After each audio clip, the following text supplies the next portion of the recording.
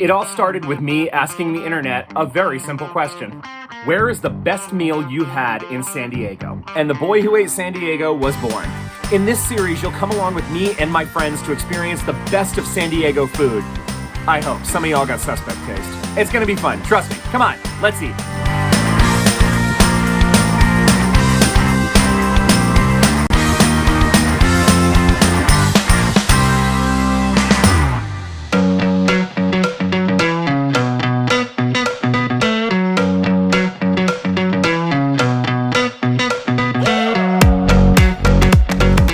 San Diego for more than 25 years, but I grew up as an East Coast Italian. Now, two things I will tell you about being an East Coast Italian. Number one, we are really good at making that our entire personality. And number two, we know great Italian food. So when I relocated to the West Coast, I was skeptical at first, but tonight I'm gonna take you to one of my favorite Italian spots. Let's go to the San Diego neighborhood of South Park for Buona Forchetta. I have had a lot of Italian food in San Diego, and basically it comes down to two places for me. If you want that authentic East Coast Italian old world style place, go to Mona Lisa in Little Italy. If you want the real thing, go to Buona Forchetta. Every person I know who has either spent time or lived in Italy has said that Buona Forchetta is the closest you will come to the real thing. And it's not surprising considering just about everybody who works there is Italian. Having opened in 2011, Buona Forchetta was actually recommended to me on the first round of The Boy Who Ate San Diego, but I never got to it, so now it's time to go back. There are several locations in and around San Diego, but the one I went to was the first one I went to, in South Park. It's just a very charming neighborhood, and I really like that one in particular. They offer a wide array of Italian favorites, but they're primarily known for their pizza and their pasta, and I've enjoyed both there many times before. The pizza is always legit, but I have to say, on this particular visit, I had maybe the best slice of pizza I've ever had there. And the most shocking thing about it is it was one of their gluten-free crusts.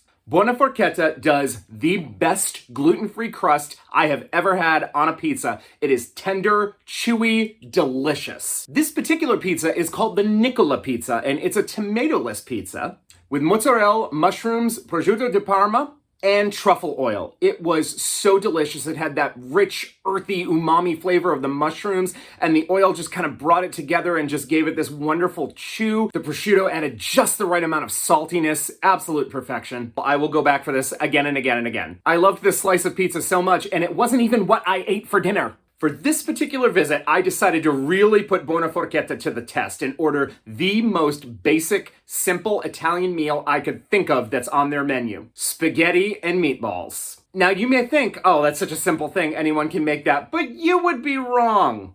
And very likely not Italian if you said that. I find that such a simple Italian dish has gotten wrong by so many other restaurants just because of some key factors that make pasta incredible.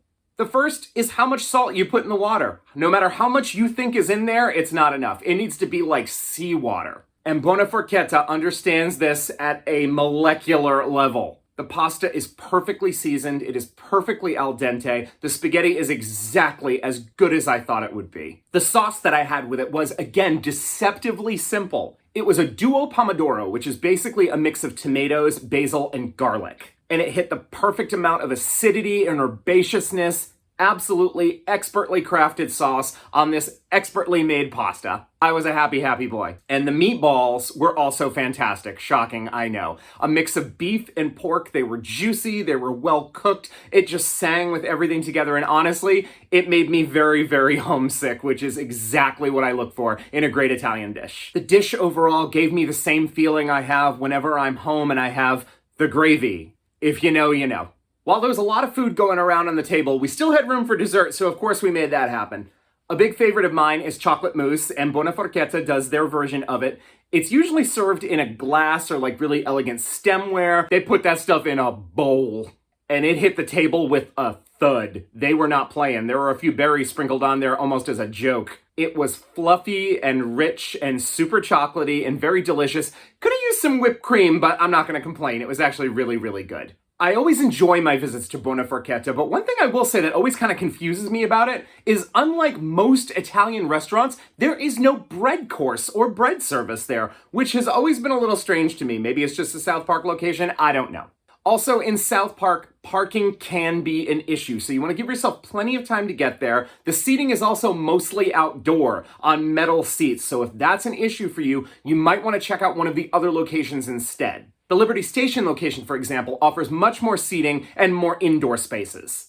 But there's a lot of food to get to, and I'm excited for you to hear all about it on the recap. So that was my experience at Buona Forchetta, but I had several other people at the table with me, and I want to find out what they thought. So let's get together at Uptown Tavern in the heart of Hillcrest and talk it out. I want to take a moment and give a big shout out to our very gracious hosts for tonight's recap recording. Uptown Tavern, located in the heart of Hillcrest, Uptown Tavern is your home away from home in the community. Whether you're looking for a great place to hang with friends over some cocktails and delicious shareable plates, or a wild weekend outing, the staff at Uptown Tavern has got you covered. You can experience everything from the intimate setting of their Aero Lounge and private bar, or throw down on the dance floor with great DJs in the main bar on the weekends. Unwind after a long day at work, catch the big game, or host your own private event. Uptown Tavern is the home away from home and the family you've been looking for. Joseph and Kelsey, to get started, you guys shared a chef's creation, which was the Bruschettone? Bruschettone. The Bruschettone, thank you. It's toasted bread with tomato and mozzarella, and there was a second slice that had eggplant, tomato, zucchini. Tell us about it. So, on the menu, it just says chef's creation. It doesn't give you any more details. Right. The first one that I had was the mozzarella and the tomatoes. I really enjoyed it. I felt like the portion sizes were good. It was shareable. The flavor was great. It wasn't soggy. Sometimes you get like a bruschetta sort of thing, and the bread's a little soggy, but it was really good. The second one, and I point out what the menu said because I should have asked for a little more detail. I feel like I got the sense that it sort of changes, and so when somebody else goes, it may not be the same thing, right? But the second one was really veggie heavy, which is probably great for some folks, but not really my jam. So I'll let Joey talk about the other one. I mean, the first slice for me was really fantastic. The tomatoes were super sweet and flavorful. I loved it, everything about it. The second slice, here's the thing, I liked everything on it individually, and combined it was good. It was just really awkward to eat. Just the way they sliced things, the way things were stacked. It didn't really feel like something I could eat as a whole. It's something that I had to like take apart and eat. But like all the flavors were really good. They were really, really solid. It just the sizing of everything made it just a little awkward to eat. It's usually smaller, right?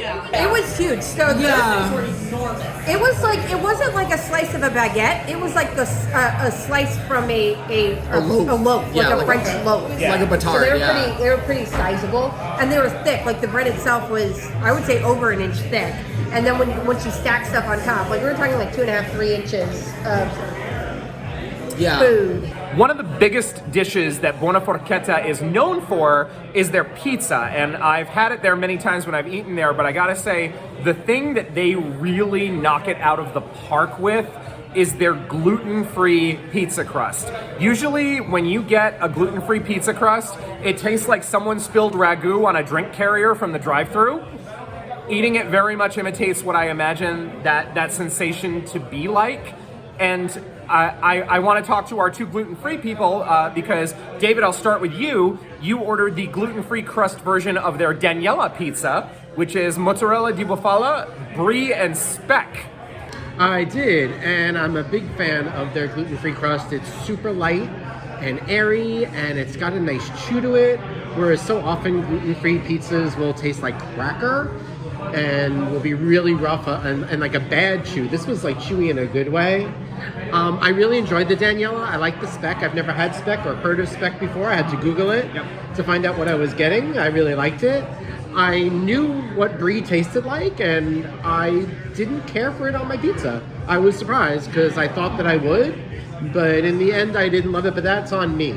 I would just order a different pizza, but the crust is 100% fantastic. So the brie wasn't for you, but overall the pizza was good? I found the brie flavor to be off-putting when I was eating it. I just didn't expect it. I don't know, maybe It's not a sharp cheese, but I just kept. I tried yours and I loved it. Did you love it? I love the brie and like the little speck, the ham. The speck was super thinly sliced, and since it was put in the pizza oven, it got nice and crispy. I thought the ham was fantastic. Crispy bites, almost like bacon, a little crunch to it. Yeah, no, And then the that brie was really like good. so creamy. And that's actually a good segue because Shannon, you had the gluten-free version of their Nicola Pizza, a tomato-less pizza with mozzarella, mushrooms, prosciutto di Parma, and truffle oil. What was your experience with that? Ooh, I loved it so very much. Like you were saying, navigating gluten-free food really sucks most of the time. And yeah, you could get bread or dough that's gluten-free, so maybe you won't be sick, but it sucks. But this did not suck. And this is like my new favorite pizza dough that's gluten-free. My pizza was delicious, and I got to try David's pizza too. And I was thrilled. I loved the mushrooms. I loved, the prosciutto was really thinly sliced. Like, I do not like big chunks, and I love ham, but I do not like fat, dangly bits. I cannot chew them. They're not going to go down. It can get very tough if it's cut too thin. Yeah, so I like super thin, and it was super thin, and the truffle oil was just magnificent. It was delightful. I will 100% go back and order that pizza again. Absolutely. The last pizza that went around the group was Joseph and Kelsey. You guys had the Vito Pizza, which was spinach, speck, gorgonzola, induja, and onion. What was that like? So I mean, it was cool because it was one of the daily specials, right? So it's not always on the menu. I loved everything on that pizza, just in terms of flavor profiling. Everything was really good. The induja was a little bit lost. I got the heat from it, but not anything else. For those unaware, induja is a spreadable, spicy sausage, which, like my grandfather, is from Calabria, Italy. Go on. But how is a sausage spreadable? Magic. Calabrian magic. Yes, Calabrian magic. I think, and here's the thing: I love their crust. I love their crust. I in the last 2 years, something that I've taken up is pizza making at home, and I aspire to their crust. It is such a wonderful crust that I've had in the past. However, I don't know if it was just the day or what, but the center, the bullseye of the pizza was a little under, and I don't know if it was just that it was topping heavy or what, but and I'd like to attribute it to there was just too much on the pizza for that center portion to really be done and structurally sound. But so the outer sections of the pizza were really, really fantastic in terms of flavor profile. I think really just I could use a little less of everything and a more structurally sound pizza. Yeah, I think he's being a little nice. He says a little under. I say soggy. I went to pick it up and had to put it back down and eat it scoop it with a fork. It was pretty soggy in the middle there. But like you said, since you got to the outer edge, the crust was much better. So yeah. I think it was just because of the amount of toppings. I liked each of the ingredients on the pizza, but they ultimately, I don't know what it was, but there was something in there that was spicy enough that I lost all other flavors. Do you think that's the induja? Probably. I didn't get any gorgonzola, no onions. It was just all spice. But not all spicy.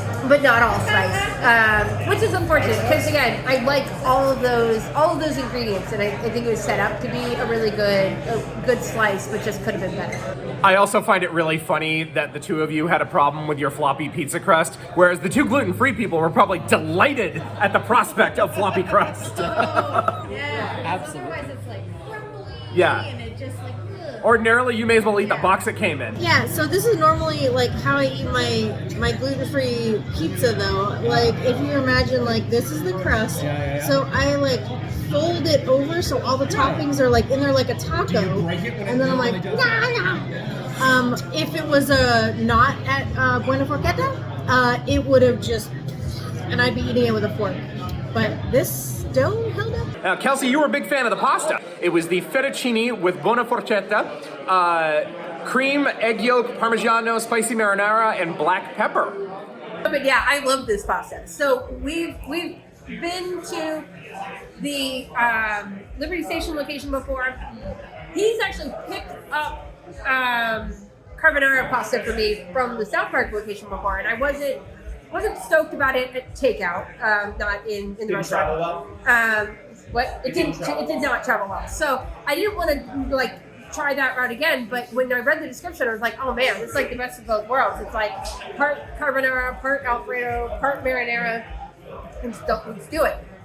It was great. Like I will go back and order that to take it home and stuff my face. Like, and doing the sausage with it, I think was a really great choice. Handmade pasta hits different 100% of the time. And Joseph, was that your experience as well? No, it's definitely my experience. I will say, like, one thing I really loved about it was that you could taste each individual aspect of the sauce. It wasn't just like, here's a big glob of sauce. Like, you could taste the egg yolk, you could taste the Alfredo, you could taste the tomato.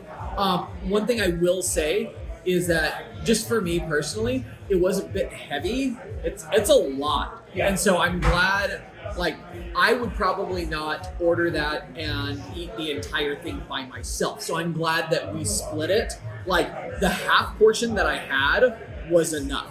I would 100% eat the entire thing all by myself. Oh. Also, I have to note, to his point about the individual taste, if you order it, do not toss that pasta.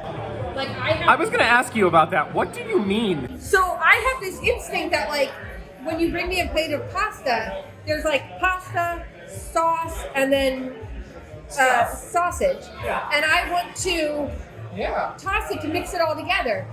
Don't do that, because then like throughout like my fettuccine there was like different parts of sauce, because you can actually see like the cream and the egg and you can see the different sauce components, and so if you mixed it up you would lose a lot of that. So it taints the fettuccine journey if you premix. Yes, I was gonna say it really is like it's a whole journey through like each sauce that's on, like each component of the sauce that's on there. Yeah, so don't toss it. It's so good. And Buona Forchetta offers a number of different dishes and a lot of specials. And Harry, you actually had one of the specials that night. It was the pork chop with lemon risotto and a side of sautéed mushrooms. So yeah, I'll start with the mushrooms. The sautéed mushrooms were very delicious. If you like that earthy umami taste, they were great, perfect, awesome. The pork chop was well done. The risotto was fine. Nothing to write home about on the risotto. I make better risotto at home, so I'm kind of like, okay. I'm biased against it on that aspect of it. I mean, you've had the risotto, but I do have to say that the day after, when I reheated up my leftovers, it was still just as good as the night of. Okay, so unlike the pasta, the pork chop does travel well. It does. Okay, good to know. Now, we were not initially planning on ordering dessert, but a chain reaction kind of happened at the table, and it triggered quickly, and the next thing you know, plates are appearing left, right, and center. Shannon, the dessert that you ordered was the traditional cannoli, fried pastry shells with ricotta cream, chocolate chips, and pistachio crumbs. Definitely not gluten-free. No. That was a conscious choice. Yeah, I took a pill and I decided to have it anyway because I really love cannolis, and I thought, where else would I get the best cannoli ever? But as it turns out, I have had better cannolis. Okay. I feel like maybe the cannoli shell itself, because it came in, there was 3. So one of them had the pistachio crust and, with the mix and the filling. and then the chocolate chips, the classic. All the fillings were delicious. The cannolis themselves, there was 3 in it. I tried to pick up and bite, and they were hard, like real hard. And I was like, oh no. So I put it down on my plate and tried to be cool, calm, and collected, and just like break it with my fork, and it would not break. And I was like, oh crap, I'm gonna have to like get crazy over here, and everyone's gonna be like, oh my god, she's interrupting the table again. Yes. Then I was like, all right, we're gonna get 2 things in here, and we're gonna eat. So I ended up kind of smashing it and like smooshing it around my plate to get the filling out, because the filling was really, really good.